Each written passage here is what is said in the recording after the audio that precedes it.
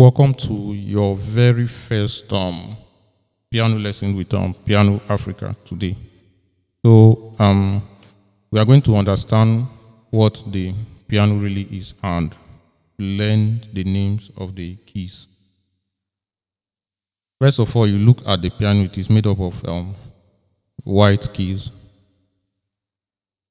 You can see all white keys, and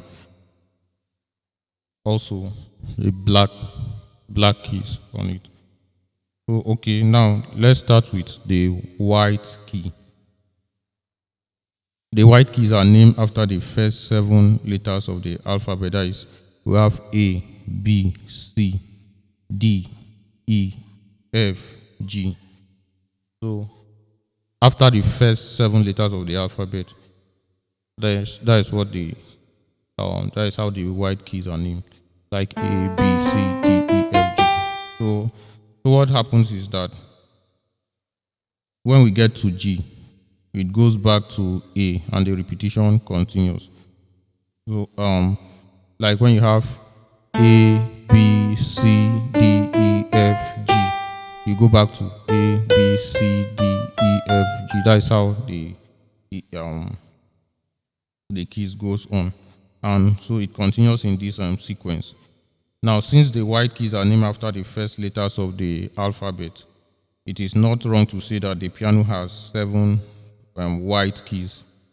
7 white keys. So when you count A to G, there are 7 letters. So it's not wrong to say the piano has 7 white keys, and what comes next is repetition of those white keys. So the repetition makes up how long a particular piano is. Now, for almost all keyboards like this one, the keys are arranged starting from C. That means we will just take out the first A and B, and then that means what remains is then starting with C. So we have C, D, E, F, G. Since G is the last letter in the alphabet, so we'll come back to A. We start with A, B, C, D, E, F, G, A, B, C, D, E, F, G, A, B, C, D, E, F, G. So that in that sequence, that is how the white keys are arranged. So this one determines the length of the piano. Now let's talk about the black keys. So the black keys don't have their own names like how the white keys are called. So instead, they are named using the white keys next to them. This is where we use sharp and flat. So you have to understand what sharp is, what flat is. Sharp means you move one step higher, like you move to the right one step higher. Then flat means you move one step lower. So when you're playing to the right, it's sharp. When you're playing to the left, your left hand is flat. So if I'm holding this key now, this is F. This is F. If you count the alphabet as I did from C, D, D, E, F, A, B, D, D. If you count the letter, that is C, D, E, F, G, A, B, C, D, E, F, G, A, B, C, D, E, F, G. So this is an F right now. If I'm trying to explain to you what sharp is, if you are moving to the right, it's sharp. This is sharp. Now, if you are moving to the left, it's flat. When you are moving to the left, it's flat. When I say this is F, when I say sharpen F, so you move one step higher. When you move to the right, that is sharp. So this one has become F sharp. Now this is G. if I ask you to move to the left, this key is called G. There is G. So if you are moving to the left, now this is what? I mean, moving to the left is flat. So if you are moving to the left now, this becomes what? G flat. I don't know if you got. So if you are moving to the right, this black key is called, since this is F. F moving to the right, this black key becomes F sharp. G moving to the left, this black key becomes G flat. Yes, G flat. It applies to all the keys now. Okay, let's look at this. Let's look at the name of this black key. This is what, first of all, you know the white keys beside them. This is A. This is B. A, B, A, B, A. Now, if you are moving to the right, I told you moving to the right, that means you are moving higher, and that is to sharpen the key. Okay. Then you move to the right, this black key becomes what? Since this is A, this black key becomes A sharp. Now, this is B. Right, you are moving to the left. Since you are coming to the left, it is flat. So this black key becomes what? B flat. So what is the name of this key? So this is C. You are moving to the right. C sharp. Since it's lying beside C at the right.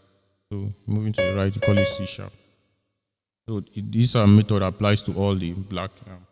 Now let's look into what octaves are. This word octave, we are going to look into what they mean. And an octave simply means 8 notes. 8 notes. 1, 2, 3, 4, 5, 6, 7, 8. 8 notes on the piano. Now, if you start from one note and go up the next note with the same name, that distance is called an octave.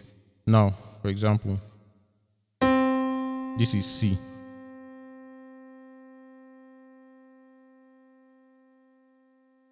This is C. From this C to the next C. So we are going to count the white keys between them. C. We have C.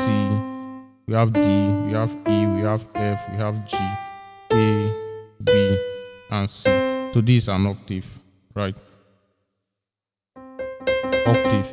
So that means you are moving from 1, 2, 3, 4, 5, 6, 7, 8. 1 octave. So when you are moving from one letter to the next one, that is an octave. This F. So from one F to this F is an octave. From this F to this F is an octave. So let's say, do you have how many octaves of F here? We have 1, 2, 3, 4. So 4 octaves. Other piano that have longer octaves than that. So that one determines the length of the piano. So the difference between an octave and the next octave is a pitch. And what is pitch? Let's just make use of an example. Let me explain pitch this way.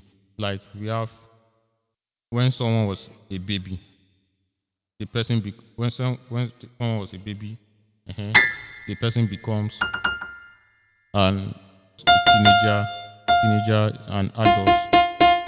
Then the person becomes age. You discover that the voice, there will be differences in their voices. That is just this. We have the same person, but we have difference in pitch. So this is F. This is F. This is F. F, for example. But we have the same key, but what is the difference? Is just the pitch. So I'm just going to show you a landmark you can look at to easily locate the names of the keys on the keyboard. So if you look at the piano, it is made up of white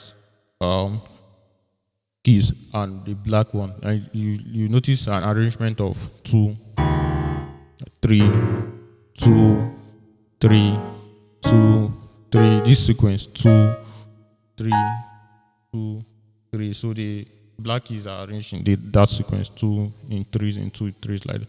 So now beside next to any arrangement of 2, you find C there, so you can use that to easily locate the key of C. So this is 2. So C is next to the 2. 2 arrangement of black keys. C is next to the 2. 2 arrangement of black keys. C is next to the 2. 2 arrangement of black keys. C is next to the 2. So you can easily make use of that to locate C. So now if you want to find if you want to find D, and you know that after C the next, even after C the next key is D. So you have A, B, C, D. So when somebody say find D, you know that after C is D. So I just quickly, I know that D is next to C.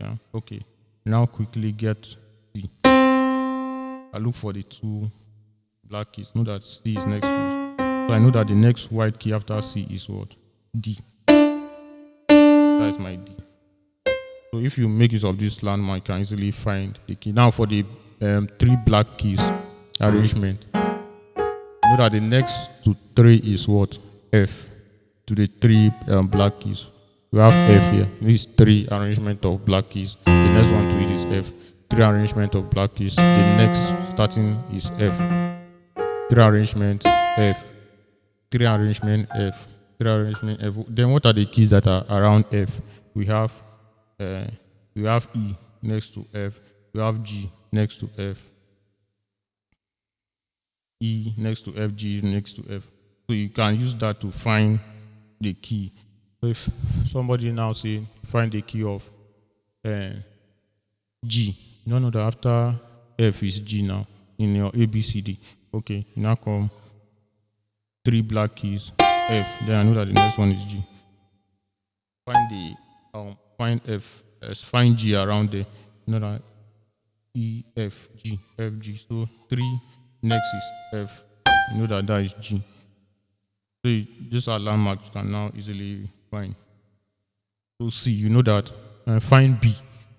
You know that the 2 arrangement of 2 black keys. You know that next to it, I've already told you is C. So you know that after B is what? C. Now after next to B is supposed to be what? A. That is it. You have gotten how to find the names of all. So I want to see you in the next lesson. I will go ahead to show you other things.